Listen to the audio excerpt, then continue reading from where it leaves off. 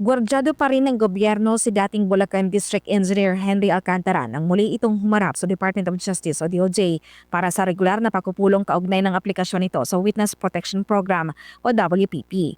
Ayon kay Justice Spokesperson Attorney Polo Martinez, dahil covered witness o provisionally admitted sa programa si Alcantara, natural lang dito na regular na humarap sa mga miyembro ng WPP. Una na ring sinabi ng DOJ na walang anumang opisyal o maging verbal na pahayag sa Alcantara na binabawi na niya ang kanyang mga testimonya sa flood control scandal. Nang tinanong naman ng media si Alcantara kaugnay ng napabalitang recantation nito, ang dating district engineer hindi sumagot. Pero ang kanyang abogado na si Attorney Enil Joven sa isang press release, opisyal na sinabing walang nire-recant ng kanyang kliyente.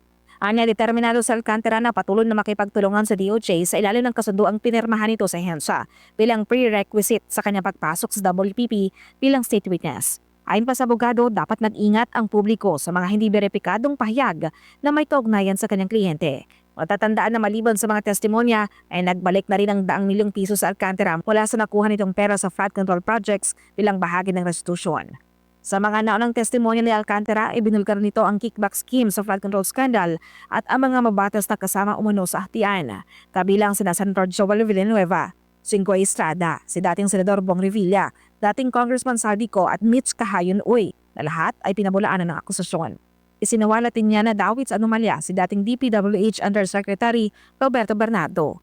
Samantala, nilinaw naman ng DOJ na hindi pa rin provisionally admitted sa WPP sina Bryce Hernandez at JP Mendoza kahit pa nasa ilalim sila ng protective custody ng WPP. Nagpapatuloy pa rin daw ang ebaluasyon sa kanilang aplikasyon at nakikipagtulungan pa rin sa DOJ kaugnay ng investigasyon sa anomalya.